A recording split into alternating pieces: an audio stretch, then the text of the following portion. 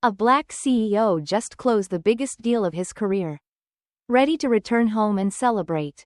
But the moment he steps into first class, everything changes. A flight attendant questions his ticket, making him prove, in front of everyone, that he belongs. But just 7 minutes later, she realizes who he is. A billionaire tech mogul, a leader in artificial intelligence. A man whose name is on the very software their airline uses. And in that moment, everything shifts. What happens next shocks everyone and sets off a chain of events no one saw coming. Stay with me. This is a story you need to hear. Before we start, comment below and tell us, have you ever experienced or witnessed something like this? And if you find this story impactful, don't forget to subscribe for more. It was just another business flight, or so he thought. The airport, like America itself, was a place of movement. A current of bodies and voices. A ceaseless tide of departures and arrivals. It was a space where rules were written in ink and yet enforced in silence. Where power did not need to be spoken aloud to be understood. And Noah Carter, standing at the gate, understood power. He had spent a lifetime navigating its quiet, suffocating presence, learning how it shifted in rooms and followed him down corridors. How it settled into the cautious glances of store clerks and the polite stiffness of white colleagues in board meetings. Noah was used to the dance. What he was not used to, what still managed to cut deep despite his practiced indifference, was the way it always started the same way. He handed his first-class boarding pass to the gate agent, a blonde woman in her early 40s, her uniform pressed to perfection, her smile tight with something unspoken. She took it, scanned it, and frowned. "Sir, are you sure you're in the right line?" Noah did not sign. He did not roll his eyes. Instead, he simply tilted his head, studying the way her fingers hovered too long over the pass, as if she were waiting for the ink to change, for reality to realign itself to her expectations. "Yes," he said, his voice even. "I'm sure." She looked at the pass again, then up at him, her eyes narrowing just slightly before she forced a practiced, professional smile back onto her lips. "One moment," she said, stepping aside to type something into her computer. A line was forming behind him. He could feel the impatience of the travelers, their curious glances, the weight of their assumptions settling onto his shoulders. Maybe he's trying to board the wrong flight. Maybe he's holding up the line. Maybe he's the problem. A white man in an expensive suit shifted behind him, making a show of checking his watch. Noah had seen men like him before. Men who owned the world without ever having to prove it. The gate agent tapped at her screen, her brows furrowing. "You said your name is Noah Carter?" "I didn't say it," Noah said, "but it's there on the pass you're holding." She hesitated. Then, as if remembering the performance she was meant to be giving, she smiled again, a tight, rehearsed thing that did not reach her eyes. "Oh, here it is. You're all set. Enjoy your flight, Mr. Carter." She handed the pass back, careful not to let their fingers touch. Noah took it, stepping forward, feeling the murmur of the line resume its natural rhythm behind him. But he knew what had happened. They all knew. It had taken less than 30 seconds. And yet, in that time, a silent court had been held. A man had been judged. A verdict had been reached. And then, only when the evidence proved undeniable, had his humanity been returned to him. He had paid for this seat. But he had not yet been allowed to sit in it. That, he knew, would be the next battle. Noah Carter stepped onto the plane with the ease of a man who had done this before. Because he had, too many times. The air inside first class was different. Cooler, quieter, perfumed with the unspoken certainty of people who expected comfort. The seats were wider, the flight attendant's smiles more polished. This was not the part of the plane where people needed to fight for space. And yet, the moment Noah entered, the shift was immediate. It was not loud. Racism in places like this never was. It was in the flicker of glances. Quick, assessing, then away. It was in the tightening of a businessman's jaw as Noah passed. The way a woman in pearls clutched her purse without thinking, her fingers pressing into soft leather. It was in the way seat 3A. His seat, the one he had paid for, the one that bore his name, was already occupied by a man who did not look up. Noah stopped, staring down at him. The man, mid-50s, white, hair neatly combed back, reading the Wall Street Journal, did not move. Noah didn't have to check his ticket. He knew where he belonged. "Excuse me," Noah said, voice calm. "I believe this is my seat." The man barely reacted. He turned a page in his newspaper. Didn't look up. Didn't acknowledge him. Noah took a breath. He had seen this kind of thing before. He had seen men like this before. Men who pretended not to hear you. Because to acknowledge you would mean to admit your presence. Your right to be here. A flight attendant, a blonde woman in her early 30s, appeared beside them. "Is there a problem?" she asked, looking not at the man in Noah's seat, but at Noah himself. That, right there, was the problem. Noah turned slightly, meeting her gaze. He watched the flicker of hesitation in her eyes. The moment she tried to decide what kind of black man he was. Was he the angry kind? The kind that would make a scene? Was he the polite kind? The kind that knew better than to push? Noah did not raise his voice. He did not let his frustration show. "I believe there's been a mistake," he said, motioning toward his seat. The man in 3A finally looked up. And then he did something Noah had been waiting for. He smirked. "Oh," the man said, slowly folding his newspaper, like he had all the time in the world. "You sure you're in the right place?" There was something in his tone. Not a question, but a challenge. Noah did not blink. "I am." The flight attendant shifted slightly. "Sir," she said to the man in 3A. "May I see your ticket?" The man sighed. Then with exaggerated slowness, reached into his jacket and pulled out his boarding pass. He held it up between two fingers, almost lazily, as if the entire thing were beneath him. The flight attendant took it, checked the number, then gave a tight, apologetic smile, but not to Noah. "I'm sorry, Mr. Williams," she said softly, "but this isn't your seat." Mr. Williams gave a small chuckle, shaking his head, then unfolded his newspaper again. "Huh," he said, almost amused. "Must have read it wrong." Noah saw the game for what it was. This wasn't an accident. This was a test. Mr. Williams had sat in his seat. No seat. The seat that belonged to him. Just to see what would happen. Just to make Noah prove he had the right to be there. And now that the little test was over, now that Noah had been forced to ask permission for what was already his, Mr. Williams would move, but only after he had made his point. The flight attendant turned to Noah. "Thank you for your patience," she said, as if patience was a thing Noah had been given a choice in. Noah nodded once. Because what else was there to do? Mr. Williams stood, stretched, and took his time gathering his things. He did not apologize. He did not look embarrassed. And as he stepped aside, he patted Noah's shoulder and said, "Enjoy your flight, son." Noah felt the weight of it. Not a greeting, but a dismissal. He had passed the test. But they would spend the rest of the flight reminding him that he had needed to take it in the first place. The seat was his now. But only because he had fought for it. Noah Carter settled into 3A.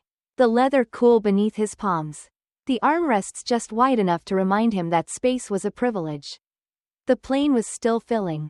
The first-class cabin a quiet symphony of murmured conversations, rustling newspapers, and the soft clink of ice settling in crystal glasses. Mr. Williams had taken his rightful place somewhere in coach. But he had left something behind. The weight of his presence. The smirk. The unspoken dare still clinging to the air. Noah could feel it. So could the others. A man in an expensive navy suit, sitting across the aisle, adjusted his cufflinks and shot him a glance.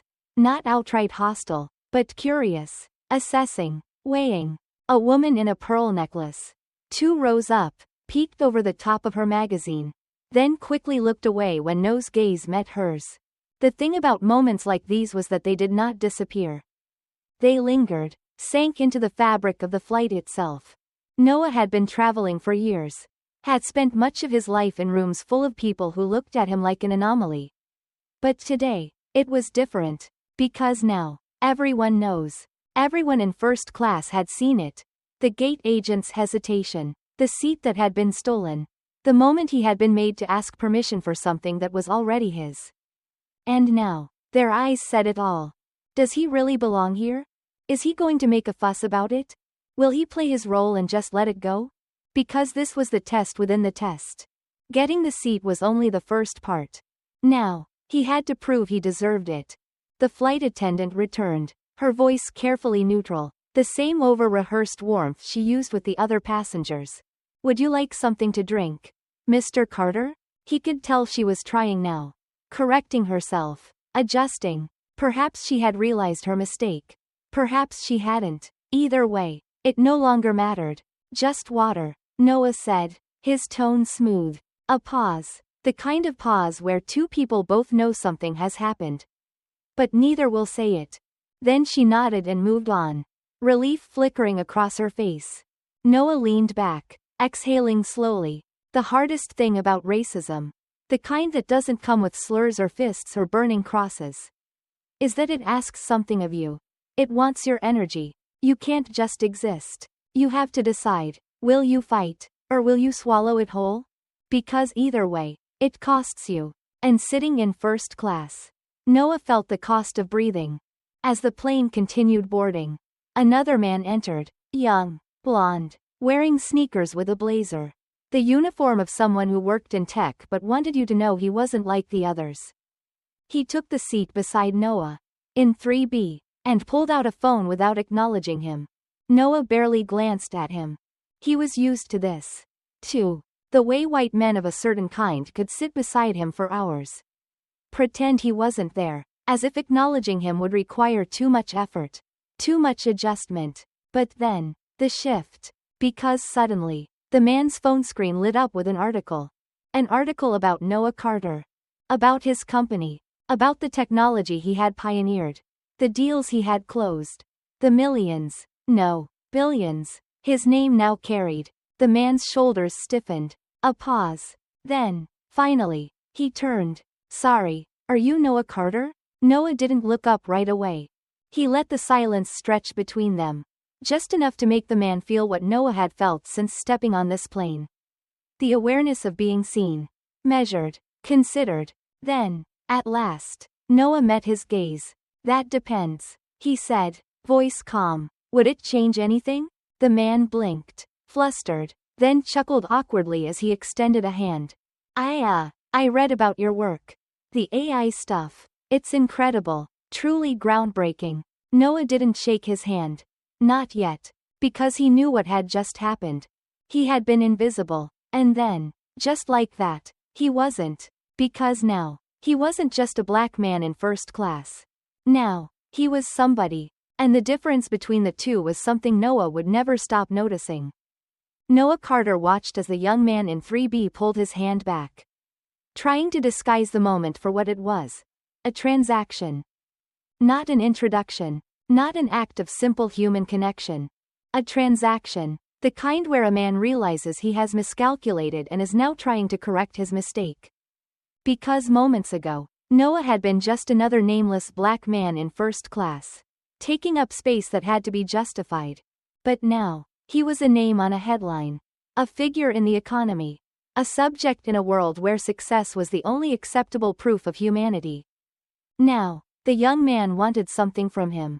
Noah didn't smile, didn't make it easy. He had been here before, watching men rearrange their perception in real time, trying to pivot, trying to rewrite the moment. So, you've read about my work? Noah said, finally, tilting his head slightly. The man nodded, grateful for the lifeline. Yeah, your AI company. It's insane what you've built. I mean, you're a legend. Honestly, a legend. He hadn't been a legend when he first sat down. He hadn't even been worth acknowledging. Noah let the moment breathe. Let the man feel his own discomfort. Because there was something deeply instructive in the way a white man fumbled through recalculating a black man's worth in real time. Well, Noah said smoothly, finally extending his hand. I appreciate that. The young man grasped it eagerly. His relief palpable, as if Noah's handshake absolved him of the moment before. Noah had seen this, lived this, felt this. He had watched it happen at investor meetings, where a handshake only became firm when the numbers were high enough. He had watched it happen in hotel lobbies, where a concierge's tone changed only after realizing he was a guest. Not a visitor. He had watched it happen in interviews, where reporters framed him as a genius. An anomaly, always exceptional, never normal, because that was the rule, wasn't it? You had to be exceptional to be accepted. You had to be undeniable to be allowed to exist without question. And even then, you were only welcome so long as you remained useful. The flight attendant returned with his water. Noah took the glass carefully, noting how her hands no longer shook, how she had now perfected the script of politeness. "Mr. Carter," she said smoothly, "if you need anything else, don't hesitate to ask." Noah smiled. "Thank you, because this, too, was a transaction." She had adjusted, corrected, found a way to make it right in a way that required nothing from her except the illusion that it had never happened. The woman in pearls, 2 rows ahead, suddenly turned in her seat, as if seeing him for the first time. Her lips parted slightly, the realization dawning on her face. She whispered something to her husband. And he, too, peeked over at Noah. And just like that, Noah Carter had been upgraded. No longer the man they had whispered about. No longer the man who had needed to be questioned. Now, he was a figure to be impressed by. Someone whose name they could drop later in conversation. "Oh yes, I sat near him once on a flight. Brilliant mind. Very well spoken." Noah exhaled slowly, because this was a contradiction. Wasn't it? A black man could exist in this world only if he carried the right currency. And in America, success was the only currency that could silence doubt. But even then, only temporarily, because tomorrow, or the next day, or the next flight, the test would come again. The moment where a stranger looked at him and decided, without knowing a thing about him, that he did not belong. And Noah would have to prove himself all over again. Noah Carter knew something that most men in his position learned young. Dignity was not freely given. It had to be performed. And so, he performed. The young man in 3B was still buzzing. Still eager. Still grateful for the chance to correct himself before Noah had chosen to punish him with silence. Now, he was talking. About AI, venture capital, tech culture. Trying, desperately, to prove that he wasn't the kind of man who ignored black success. Noah let him talk. Not because he cared. Not because he wanted to. But because he had been here before. He knew what was required of him now. The price of his presence in this space was grace. If he had been cold, dismissive, if he had made this man feel the weight of his first mistake, then the lesson learned wouldn't have been about bias or self-awareness. It would have been about how Noah Carter had made him feel. And Noah had spent a lifetime knowing that white discomfort could cost a black man more than he could afford to lose. So, he nodded at the right moments. He let the young man fumble through his admiration. He let him be absolved. And in doing so, he let the plane breathe again. Across the aisle, the businessman in the navy suit had finally placed Noah. He leaned in slightly now, waiting for an opening. "Mr. Carter," he said, his voice smooth, assured, the voice of a man who had never been questioned for taking his seat. Noah turned, slowly. "I thought I recognized you. I've followed your work. The AI models you developed? Truly remarkable. I was just talking to some colleagues about potential investments in that space." There it was. The shift. Not an hour ago, these same men had avoided his gaze, questioned his belonging. Now, they wanted something. They always did. "Appreciate that," Noah said, taking a sip of his water. The businessman smiled, leaning back, emboldened. "Actually, my firm has been keeping an eye on Eris Technologies. I'd love to hear your thoughts on future innovations. Maybe discuss some potential partnerships." Noah nodded slowly, watching him, watching the ease with which men like him could pivot. Because here was the contradiction that had followed him his entire life. They respected what he built. They respected what he created. But they had not respected him. Not at first. Not until he had been revealed as valuable. And even then, it was not respected.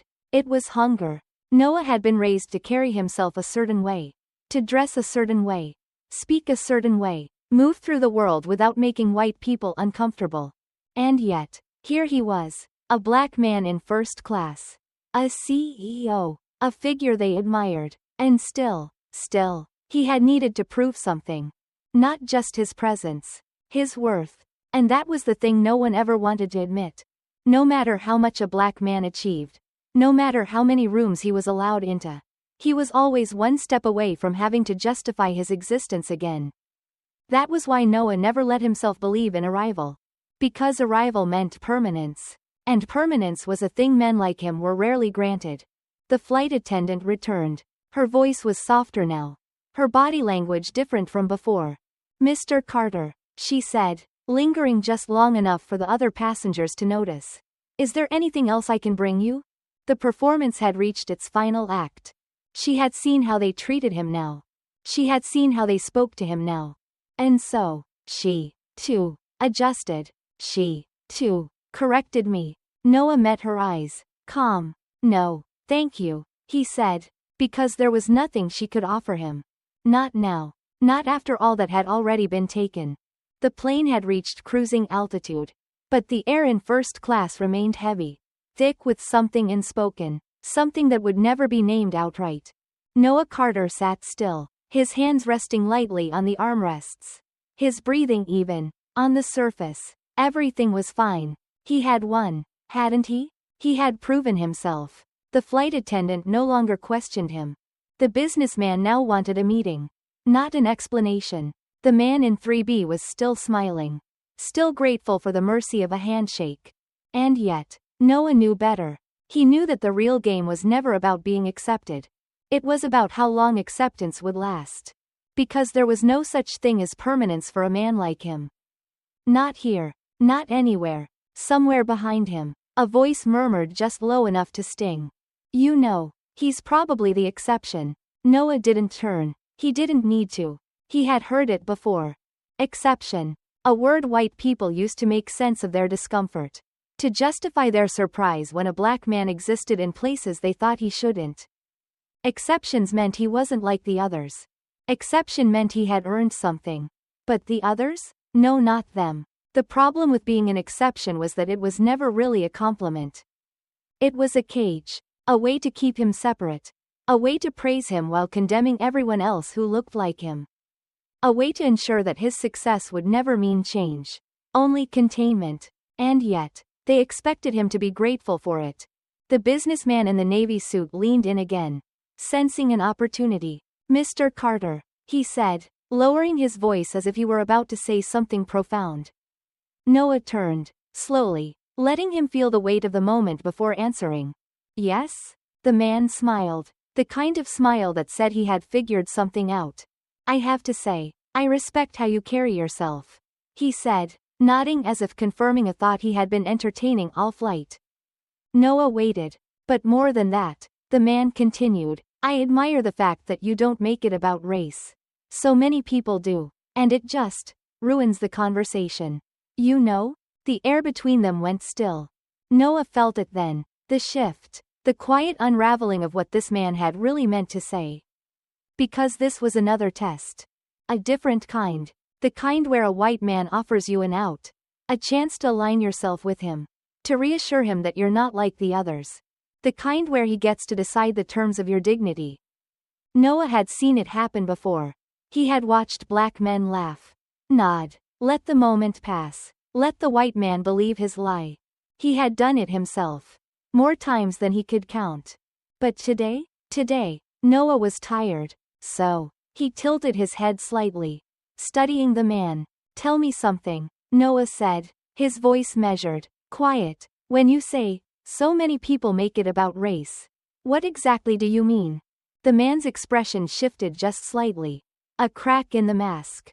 A flicker of hesitation. "Well," he said, chuckling awkwardly, "I just mean, some people always bring it up. They focus on it too much. You know? Instead of just being successful." Noah nodded, as if considering this. "But I have to ask," he said, voice smooth. "Who made it about race first?" The man blinked. Noah let the question settle. Let the weight of it sink into the space between them. "Was it me, when I took my seat?" Noah continued. "Or was it when I had to prove it was mine?" The man opened his mouth.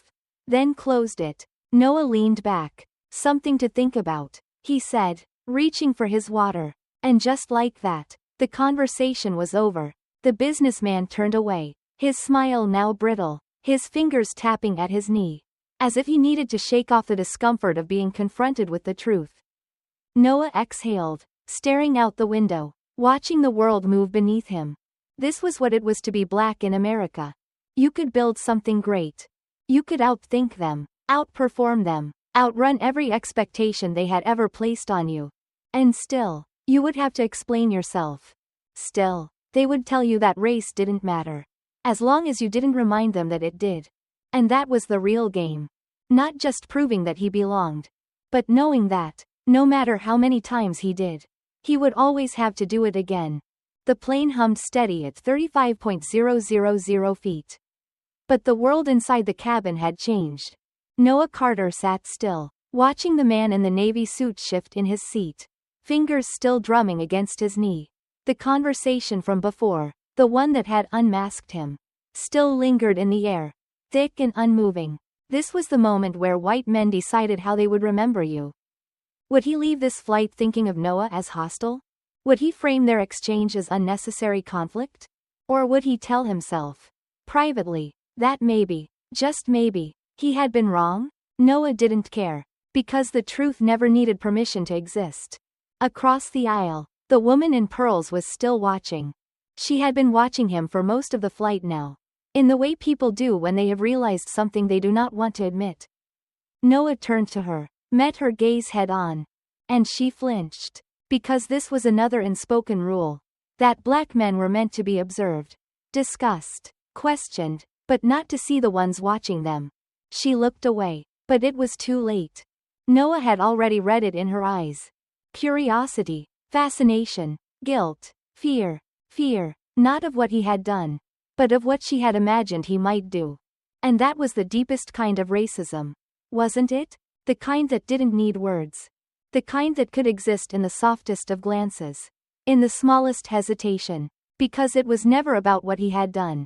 It was about what they thought he might be capable of doing. And that was why he could never just exist. The young man in 3B had been silent for a while now, fiddling with his phone, but Noah could feel the weight of his thoughts. And then, softly, cautiously, he spoke. "Can I ask you something?" Noah exhaled, already knowing. "Go ahead. Do you ever get tired of it?" No definition needed. Noah let the question sit for a moment. Then he said, simply, "What do you think?" The young man swallowed, nodded. "I guess I just never thought about it like this." Noah gave a small, knowing smile. "That's the difference between you and me," he said. "I've never had the luxury not to think about it."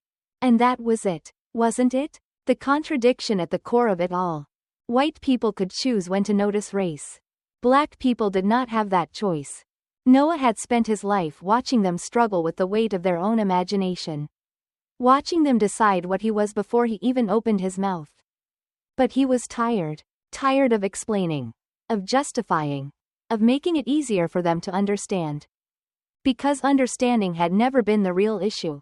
They understood just fine. They just didn't want to. And so, Noah leaned back in his seat, exhaled slowly, and stared out the window at the sky stretching endlessly before him. Because tomorrow, there will be another flight. Another room. Another glance. Another moment where a stranger would decide. Again, whether he belonged. And he would have to prove it all over again. The captain's voice crackled over the intercom, announcing their descent. The city below stretched wide. Golden streetlights flickering like distant embers. Highways weaving through the darkness like veins beneath skin. The flight was almost over. And yet, Noah Carter knew it was never really over. Because the plane landing would not change anything. Because stepping off did not mean leaving it behind. Because racism did not end at baggage claim. The real world waited beyond the terminal. With its subtle refusals and polite denials. With its hidden doors and invisible lines drawn long before he ever arrived. The young man in 3B had gone quiet. His body angled slightly toward Noah, as if he wanted to say something but didn't know how. Noah had seen that look before. The look of a man who had learned something too late. A lesson that had been there all along. Waiting. but that he had only now chosen to see. You good? Noah asked, though he already knew the answer. The man hesitated, then nodded. Yeah, just thinking. Noah smirked. Dangerous habit. A chuckle, but it was an uneasy one. Because thinking could change a man. Or, worse, thinking could force a man to see the parts of himself he had long pretended didn't exist. And that was terrifying. The businessman in the Navy was gathering his things now, adjusting his tie, but he kept glancing at Noah, as if wondering whether he should say something, whether he should offer one last handshake, one last moment to rewrite the script. But Noah had already decided how this story would end. So he did not look at him, did not nod, did not offer an exit. Because that was the thing, wasn't it? White men always expected an exit. A chance to walk away clean. To leave behind their discomfort. To pretend that what had happened had never really happened at all. But Noah had spent too many years handing out exits. And today, he simply did not feel like doing it. The woman in pearls was still seated, her hands clasped neatly over her purse. She had not spoken to him, had barely acknowledged him except for the way she had watched, the way she had listened. But now, as passengers began to rise from their seats, as movement filled the cabin, she turned slightly in her chair. And then, quietly, almost like a confession, she spoke. I hope you have a good evening, Mr. Carter. It was a small thing. An offering. A too late acknowledgement of what she had witnessed. What she had participated in by saying nothing at all. Noah didn't respond right away. Because what was there to say? What she really meant was, I see you now. But Noah knew what she didn't. That seeing was never the problem. It was what people chose to do with their sight that mattered. And most did nothing at all. So he only nodded, his face unreadable. Same to you, he said, though it did not feel like a promise. The aisle filled quickly, the impatient shuffle of travelers desperate to get where they were going. Noah gathered his briefcase, stood, and stepped into the slow-moving line, letting the current carry him toward the exit. The flight attendant was waiting at the door, her smile tight, her hands folded neatly in front of her. And Noah knew, she had been thinking about it too. About the moment at boarding. About the ticket she had questioned. About the mistake she had made but had never really called a mistake. Now, she stood before him, waiting for the same thing they all wanted. An exit, a way out. But Noah only met her gaze. Steady, even. Because he was not responsible for her guilt. She had made her choices. And now, she would have to live with them. The terminal was bright, too bright, the overhead lights sterile and artificial. A sea of bodies moved around him. Travelers pulling suitcases, families rushing toward reunions, weary men in suits checking their phones before heading to meetings that would drain them of whatever was left. Noah walked through the crowd, silent, steady, and for the first time in hours, he felt weightless. Because here, in this shifting mass of strangers, no one knew his name. No one knew who he was, what he had built, what he had proven just to get through a simple flight. And yet, he knew it wouldn't last. Because somewhere, tomorrow or the next day or the next flight, someone would look at him and decide that he did not belong. And then, he would have to prove himself all over again. Because that was what it meant to be a black man in America. There was no such thing as an exit.